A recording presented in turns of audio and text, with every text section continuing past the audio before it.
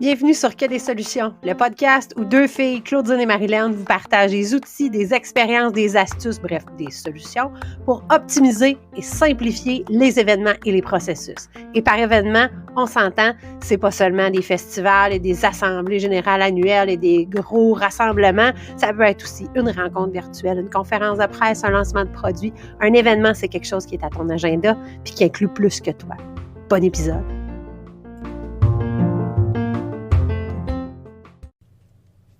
Aujourd'hui, j'avais envie de te présenter un livre qui a profondément changé ma façon de gérer, de penser et de créer des événements, le Event Design Handbook, qui est coécrit par Rolf Friesen, Ruud Janssen et Dennis Louyer. Donc, je le montre si tu regardes la vidéo. Sinon, si tu écoutes le podcast, ben, tu ne l'as pas vu, mais tu passeras voir les liens donc, que je mettrai dans la description.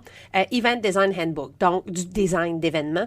C'est dans la foulée du design thinking, là, tranche d'histoire. Donc, le design thinking naît quelque part dans les années 60-70 et très, très précis au niveau de l'architecture du design des espaces publics, mais rapidement se transforme dans les années 80, puis c'est en 87 qu'il y a un article, en fait, qu'il y a un ouvrage qui sort, donc Design Thinking de Peter Rowe, et c'est là où vraiment on parle des modèles et des approches donc qui fondent le Design Thinking.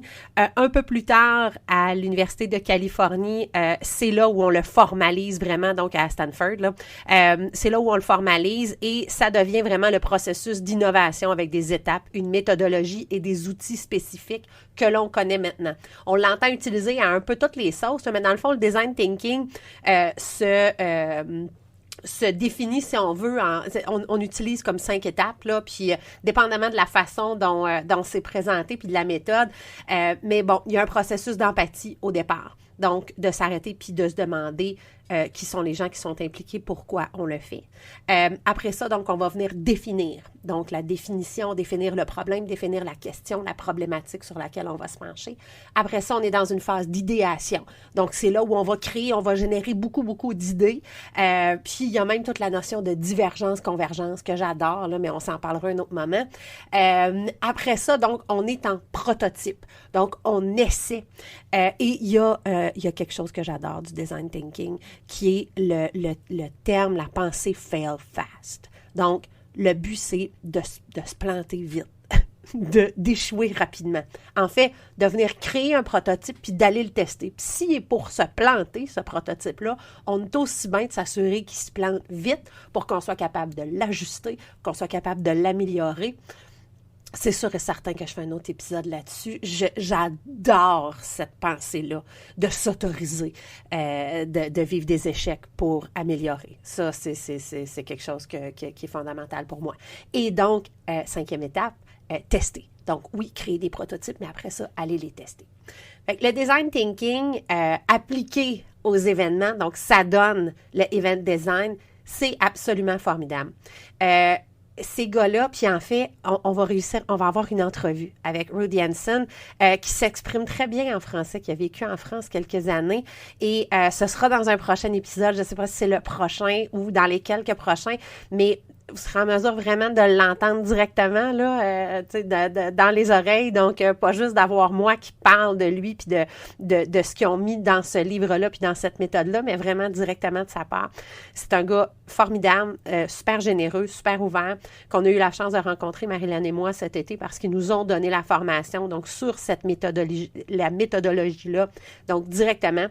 Ce sont les créateurs qui donnent les trainings et c'est une façon de déconstruire et de reconstruire les événements pour s'assurer qu'ils répondent au principe de base qu'ils ont énoncé, qui est un événement vise une transformation chez la personne qui le vit. Si ton événement ne vise pas une transformation ou un changement de comportement, c'est à se demander, est-ce qu'il devrait vraiment avoir lieu? Donc, on s'entend là, disons que c'est une réunion d'équipe. C'est un événement parce que il y a plus qu'une personne, puis il y a un enjeu. Donc, il y a quelque chose qui est là, les gens vont s'y déplacer ou y participer pour quelque chose. Donc, cet enjeu-là, déjà là, on est dans quelque chose. Bon, ben, la réunion, là, si c'est de la transmission d'informations, si c'est de la mobilisation, bien, elle est là, la transformation, il est là le changement de comportement. Donc, tout part sur la prémisse que les participants, ben de un, il y a plein de parties prenantes et on doit s'arrêter à se poser la question. Donc, identifier qui sont les parties prenantes. Donc, on se parle de la réunion, justement, une réunion de mobilisation là, en début de projet. Disons qu'on se dit ça. Ben là, il y a les gestionnaires qui créent cette réunion-là, donc qui vont l'animer puis qui vont arriver avec de l'information. Il y a les employés, donc, qui participent. Ultimement, ce projet-là, disons que c'est une mobilisation pour venir créer un nouvel espace qui va permettre aux citoyens et aux usagers de pouvoir utiliser, je ne sais pas, là, une scène publique, quelque chose comme ça. Là. Donc, il va y avoir des usagers ultimement au bout de tout ça. Donc, ça aussi, ce sont des parties prenantes. Les membres du conseil d'administration ou du comité de direction qui sont au-dessus même des gestionnaires, ce sont des parties prenantes. Ils ne prendront pas nécessairement part à la réunion, mais ils sont impliqués donc, dans le projet. Fait que c'est juste de voir qui sont ces gens-là. Et après ça, puis là, c'est là, moi, j'ai été complètement séduite par l'idée derrière ce livre-là, ce canevas-là, c'est il y a un comportement d'entrée, il y a un comportement de sortie, puis il y a tout un processus d'empathie qui est expliqué. C'est le fun parce que c'est une méthode. Et ce qu'on va viser, ce qu'on va chercher dans le fond, c'est qu'est-ce qui se passe dans le milieu entre le comportement d'entrée puis le comportement de sortie. Le comportement de sortie, dans le fond, c'est notre comportement espéré. Hein? C'est si notre événement fonctionne. Les gens vont ressortir avec da-da-da-da-da. Fait que là, si ma réunion de mobilisation de mes équipes fonctionne, les gens vont ressortir avec vraiment un encouragement. Donc, ils vont être passionnés pour le projet. Ils vont déjà être en action. Ils vont avoir émis des idées. Ils vont s'être approprié le projet. Ils vont en parler sur l'heure du dîner. Ils vont déjà être prêts à créer des rencontres à l'intérieur de leurs équipes pour aller faire de l'idéation, pour voir comment on peut améliorer ça, comment on peut l'implanter, comment nous, on va pouvoir, chaque équipe, s'impliquer dans le projet. Puis, qu'est-ce qu'on fait si on est aux infrastructures, si on est aux finances, si on est au RH, etc. Donc, ça va être quoi notre implication dans le projet? Il va déjà avoir donc de la communication qui va être en train de se planifier à l'intérieur des équipes, etc. Fait que c'est tout ça. Et là, dans le fond, l'événement que l'on crée, on s'assure de penser à tout ce qui va se passer à l'intérieur. Donc, quelle est l'expérience que les gens vont vivre? Quels sont les apprentissages qu'ils vont vivre qui sont liés à ces expériences-là? Je vous invite à passer voir, je vais mettre l'adresse dans la description là, pour pouvoir voir le canevas. Mais le canevas, dans le fond, là, c'est un dessin. C'est 14 cases différentes. Ça fait penser au business model. Là, le design thinking, c'est ça, là, dans le fond, c'est d'être capable d'exprimer un système de façon très graphique, très simple. C'est 14 cases. Donc, on voit le comportement d'entrée, le comportement de sortie, les douleurs de la personne, avec quoi il va mesurer sa satisfaction, quels sont ses coûts, quels sont ses revenus par rapport à cet événement-là. Si on pense, disons, participer à un congrès pour un exposant, OK, il paye son boost, mais il peut faire des ventes directes, il va repartir avec des leads, il y a ça aussi, là, c'est vraiment, ça peut être autant une fête d'enfants qu'une réunion, qu'un congrès de 3 jours, international.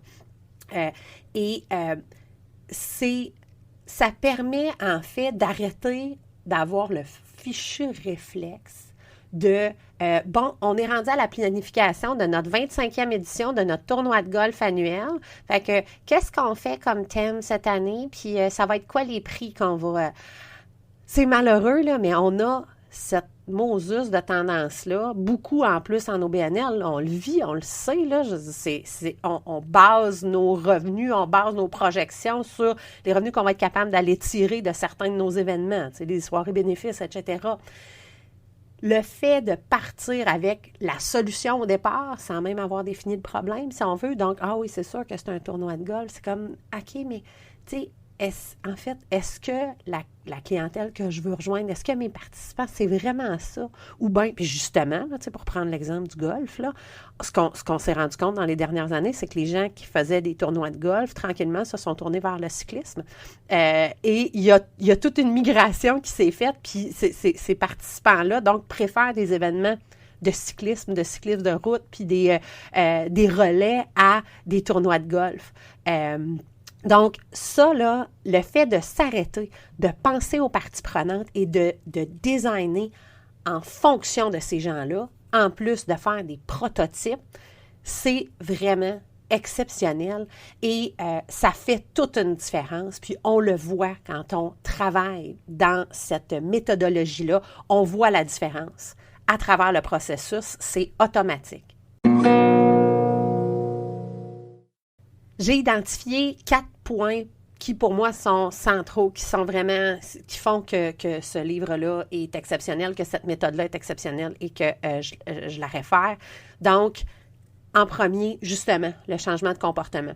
Donc, de prendre conscience qu'un événement vise la transformation de la personne qui y participe, au lieu que ce soit juste comme un événement vise à amener des fonds à l'organisme qui le crée, ou un événement vise à dépenser une subvention. On s'entend que, on n'est pas super que ça là, dans notre façon de faire, mais il y a un moment donné où on tombe sur le pilote automatique comme gestionnaire, puis il n'y a rien de pire que ça. Parce que Pâques arrive, ben c'est automatique. On va faire notre fête de Pâques ou notre ferme de Pâques ou Noël. Tu sais, non.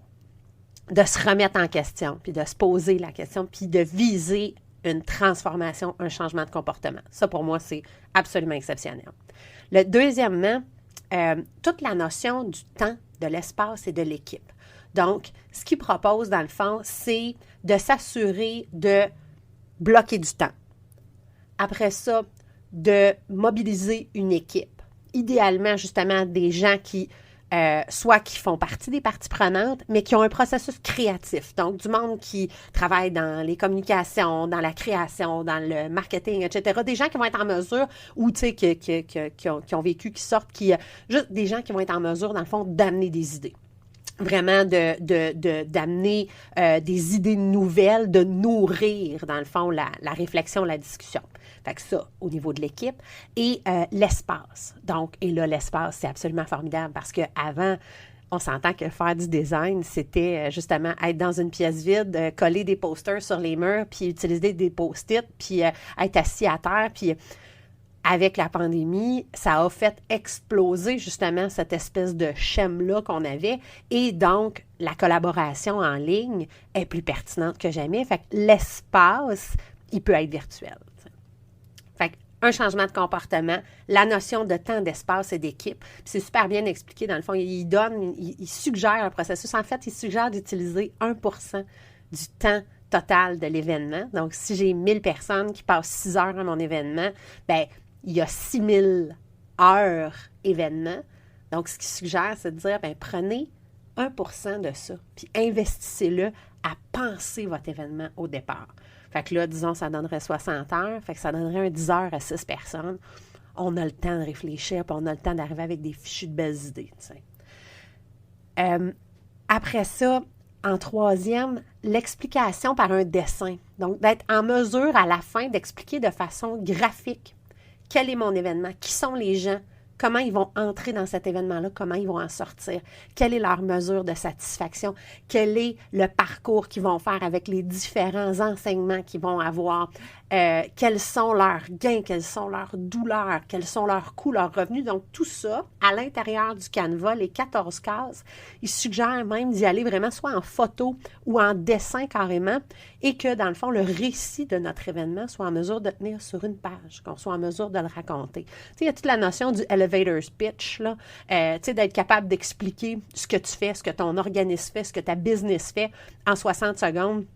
Entre 2 étages dans un ascenseur, là, il y a ça en business, là, mais cette notion-là d'être capable en un dessin d'expliquer pourquoi ton événement, donc sa pertinence, sa promesse aussi, qu'est-ce qui va amener. Fait que ça, moi, je trouve ça absolument formidable. Un dessin vaut toujours 1000 mots, là, mais là, un Canva complété, là, écoute, ça vaut, c'est ça, ça vaut de l'or.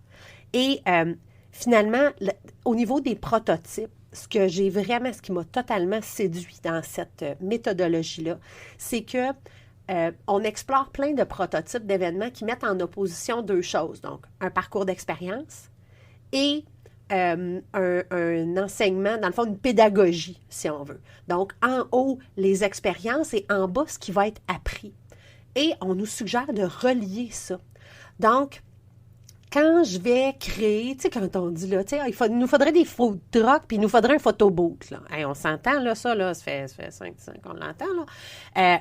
Mais oui, absolument, si ça nous amène quelque part, si ça permet à mon participant de, disons, le photoboot, de sortir de sa zone de confort, de se décontracter, de se déguiser parce que je veux le faire sortir de ses sneaks, là, puis je veux l'amener ailleurs. Puis pour ça, ben j'ai besoin au départ qu'il enlève son espèce de saut de professionnel, disons, puis je veux vraiment qu'il décroche. Fait que là, oui, j'ai fait faire un photoboot, je le fais déconner avec ses collègues en entrant dans la salle parce que j'ai besoin déjà qu'il sorte de ses souliers puis qu'il pense autrement. Ça, c'est super pertinent. Un photoboot pour un photoboot, quand je suis pas dans ce thinking-là, non.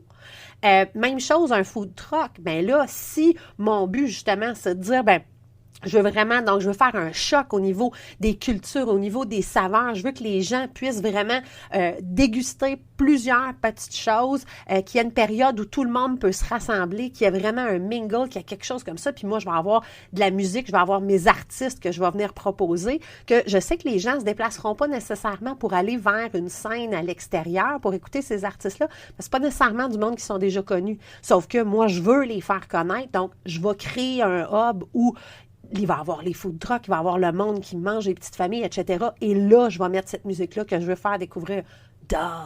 Donc, c'est ce bout-là. Donc, de proposer des expériences, mais qui sont toujours en lien avec des apprentissages. Et tous ces apprentissages-là, mis bout à bout, à la fin, ça permet d'arriver au comportement de sortie, au changement qu'on visait.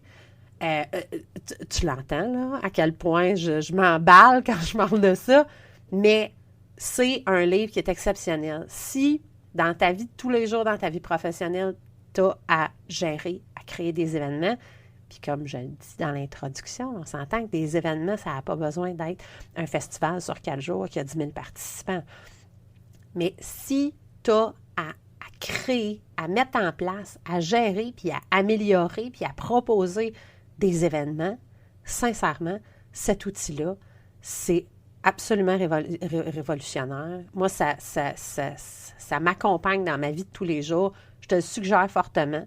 Il n'est pas en français, mais ça, je te dirais qu'avec DeepL, DEEPL.com, qui est fichtrement mieux que Google Translate, là, s'il y a des passages qui sont un peu plus compliqués, tu les tapes là-dedans, puis ça va te donner exactement la traduction, là, mais juste pour ça, ça vaut la peine de perfectionner ton anglais. Mais ça sera un autre épisode aussi.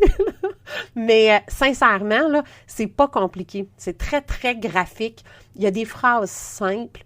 Je suis certaine qu'avec un anglais de base, tu es en mesure de passer à travers ce livre-là puis d'aller chercher du bagage, des idées vraiment qui vont t'aider. J'en suis absolument totalement convaincue. Si tu passes chercher de la documentation, justement, tu cliqueras sur les liens que je vais mettre dans la description. Si tu passes chercher de la documentation, que tu commences à les suivre, écris-nous. Tiens-nous au courant de tes épiphanies, justement, puis de ce que tu vas découvrir là-dedans. Je vais être super intéressée à entendre comment tu vas l'implanter, toi, dans ta pratique puis dans ta vie professionnelle de tous les jours. Moi, c'est ça, comme je l'ai dit, ça a changé ma vie.